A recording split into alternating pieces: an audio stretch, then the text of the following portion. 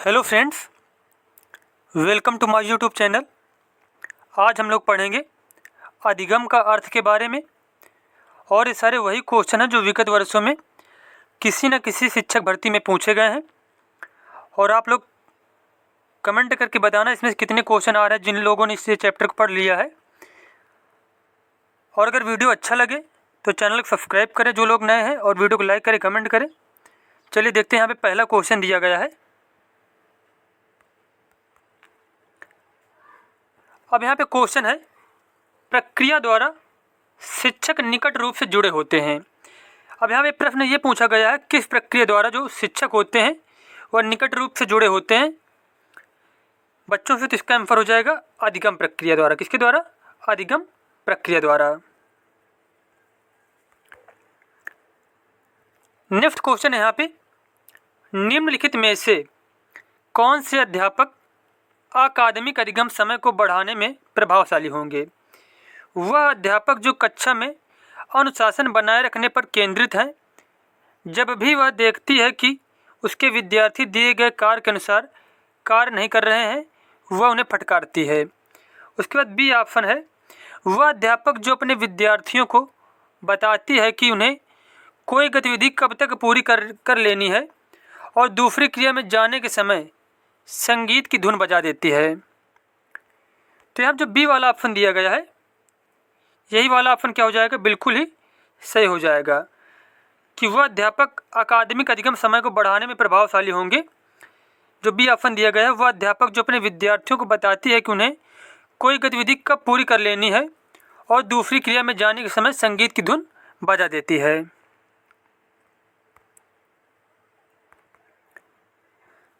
उसके बाद तीसरा क्वेश्चन है यहाँ पे, शिक्षार्थियों के ज्ञान को गहरा और दीर्घकालीन बनाने के लिए एक शिक्षक को क्या करना चाहिए? अभी सीखे गए संप्रत्तियों के विस्तारण और चर्चा करना चाहिए। विभिन्न परिस्थितियों में अधिगम को लागू करने के अवसर दें। तो यहाँ पर जो बी ऑप्शन दिया गया है, यही बिल्कुल सही है कि विभिन्न परिस्थितियों में अधिगम को लागू करने के अवसर दें।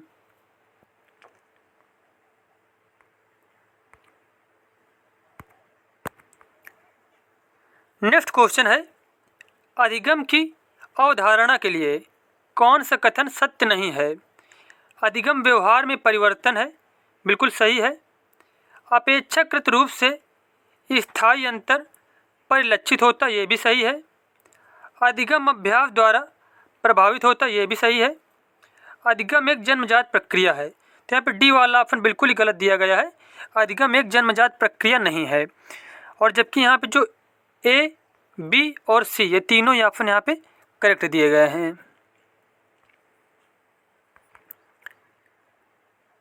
उसके बाद 5 नंबर क्वेश्चन है, निम्न में से कौन सी बालकों के लिए अधिगम की प्रक्रिया नहीं है?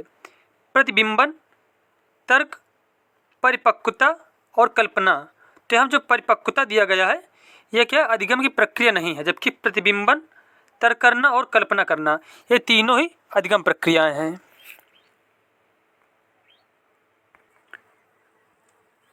अगला प्रश्न है, अनुभव द्वारा उत्पन्न व्यवहार या व्यवहार क्षमता में किसी भी अपेक्षाकृत स्थायी परिवर्तन को कहा जाता है? अनुभव द्वारा उत्पन्न व्यवहार या व्यवहार क्षमता में जो अपेक्षाकृत स्थायी परिवर्तन जो होते हैं उन्हें कहा जाता है अधिगम। क्या कहते हैं इसको? अधिगम कहते हैं।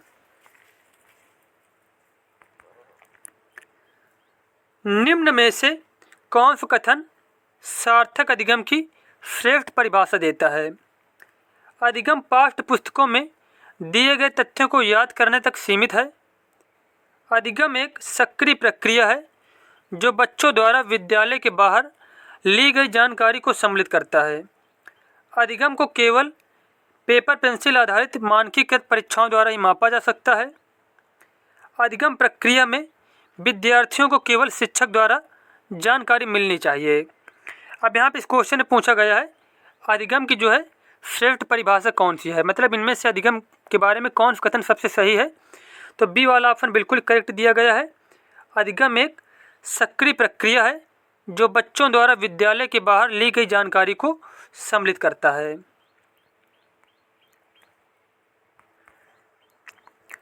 नेक्स्ट क्वेश्चन है, निम्नलिखित में से कौन सीखने की प्रकृति को इंगित करता है? सीखना परिपक्वता पर आधारित नहीं है, सीखना कुसमायोजना को बढ़ावा नहीं देता है, सीखना एक निष्क्रिय प्रक्रिया नहीं है, सीखना लक्ष्यों से संबंधित नहीं है। अब यहाँ पे बताना शुद्ध विकल्प को चुनकर लिखिए। तो यहाँ जो सही कथन दिए गए हैं, सीखना कुसमायोजना को बढ़ावा नहीं देता है, सीखना एक निष्क्रिय प्रक्रिया नहीं है। तो यहाँ पे बी और सी वाले ऑप्शन सही दिए गए हैं। तो इस क्वेश्चन के अनुसार यहाँ पे जो ऑप्शन है, तो यहाँ पे सी वाला ऑप्शन हो जाएगा, केवल बी और सी यहाँ पे करेक्ट हो जाएंगे। अब यहाँ पे 9 नंबर क्वेश्चन दिया गया है। कथन है यहाँ पे, अधिगम में बच्चों द्वारा देखे और अनुभव किए गए तथ्यों के बीच संबंध स्थापित करने की प्रक्रिया शामिल है। उसके बाद कारण यहाँ पे बताया गया है, बच्चे रेखीय तरीके से सीखते हैं, ना कि चक्रीय तरीके से। अब यहाँ पे सही विकल्प चुनें। तो यहाँ पे देखो जो आर वाला ऑप्शन दिया गया है, जो कारण है यहाँ पे कि बच्चे रेखीय तरीके से सीखते हैं, ना कि चक्रीय तरीके से, तो ये बिल्कुल ही गलत दिया गया है। और यहाँ जो कथन दिया गया है, अधिगम में बच्चों द्वारा देखे और अनुभव किए गए तथ्यों के बीच संबंध स्थापित करने की प्रक्रिया शामिल है। तो यहाँ पे जो कथन ए है ये बिल्कुल सही दिया गया है, और जो कारण आर है यहाँ पे गलत दिया गया है। तो इसके अनुसार जो सी वाला ऑप्शन है, ए सही है लेकिन आर गलत है। तो यहाँ पे सी वाला ऑप्शन करेक्ट हो जाएगा। अगला प्रश्न है, व्यवहार में अपेक्षाकृत स्थायी परिवर्तन है। व्यवहार में अपेक्षाकृत स्थायी परिवर्तन है, अधिगम क्या है? अधिगम।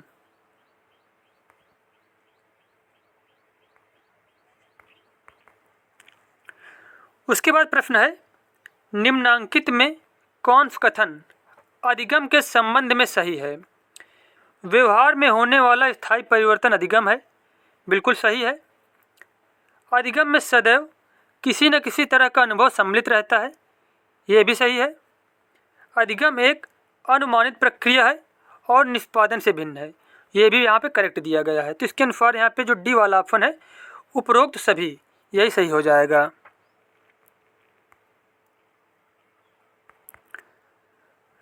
अब यहाँ पे 12वां क्वेश्चन है, अधिगम है। अधिगम क्या है? व्यवहार ज्ञान और कौशल पर तुलनात्मक स्थायी प्रभाव है।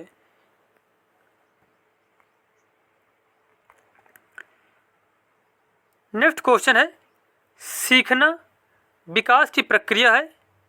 कथन किसके द्वारा दिया गया? सीखना विकास की प्रक्रिया, यह कथन दिया गया था वुडवर्थ के द्वारा। वुडवर्थ के द्वारा।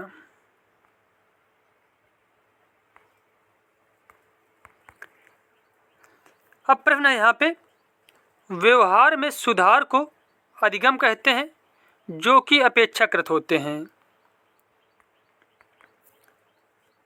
अब यहाँ पे देखो जो क्वेश्चन है कि व्यवहार में सुधार को अधिगम कहते हैं जो कि अपेक्षाकृत होते हैं, मतलब कैसे होते हैं?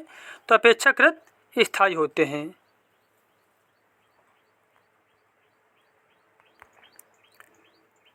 अगला प्रश्न है, व्यवहारिक क्षमताओं में वह सापेक्ष स्थायी परिवर्तन जो कि प्रबलित अभ्यास का परिणाम होता है, उसे क्या कहते हैं?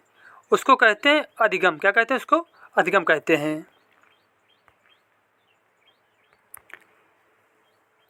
उसके बाद प्रश्न है, अधिगम का सबसे उपयुक्त कार्य है।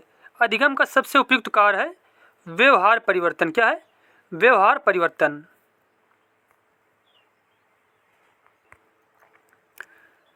सीखना एक तरह के व्यवहार का क्या है? संशोधन है। क्या है?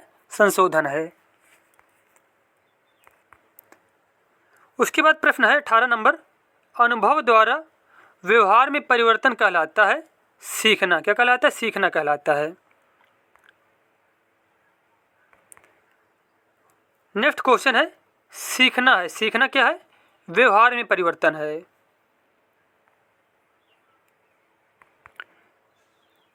अगला प्रश्न है, सीखने का सर्वाधिक उपयुक्त अर्थ है। तो सीखने का सर्वाधिक जो उपयुक्त अर्थ है वह है व्यवहार में परिमार्जन। व्यवहार में परिमार्जन। अगला प्रश्न है, व्यवहार में होने वाले स्थायी परिवर्तन जो अभ्यास के कारण होते हैं को कहा जाता है, इसको कहा जाता है सीखना। क्या कहते हैं इसको? सीखना, या फिर इसी को अधिगम कहा जाता है।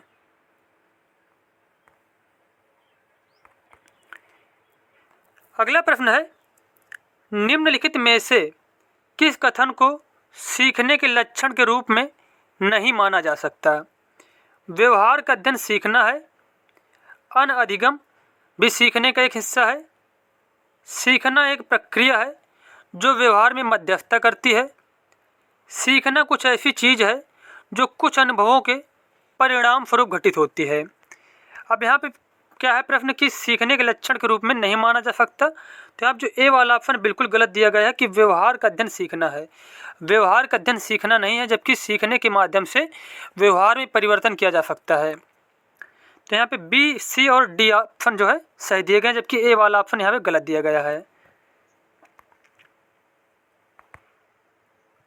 उसके बाद प्रश्न है, अभ्यास द्वारा सीखना जिसका परिमार्जन है वह है व्यवहार। क्या है वह? व्यवहार।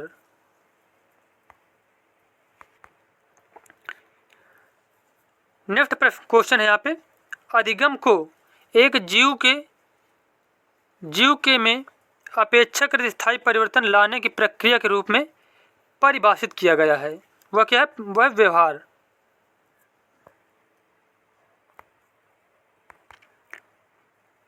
नेक्स्ट क्वेश्चन है यहाँ पे, सामान्यतः अधिगम निम्न पर आधारित व्यवहार में एक स्थायी परिवर्तन माना जाता है। अभ्यास और अनुभव में। अभ्यास और अनुभव में।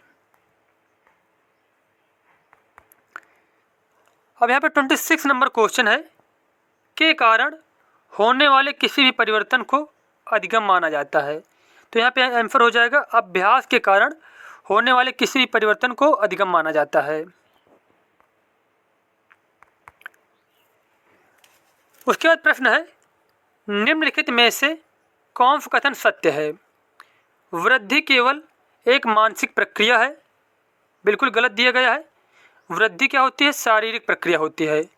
आनुवांशिकता अधिगम प्रक्रिया को प्रभावित नहीं करती, ये भी बिल्कुल गलत है।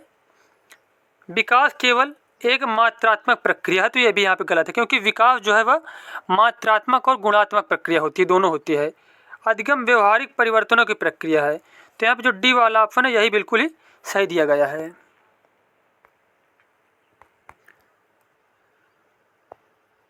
उसके बाद क्वेश्चन है यहाँ पे, अभ्यास के अधिगम पर प्रभाव के एक प्रयोग में अधिगम होगा।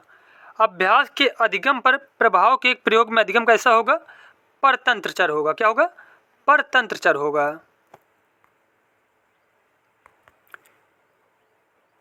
अब यहाँ पे 30 नंबर और लास्ट क्वेश्चन है, अधिगम का शिक्षा में योगदान है।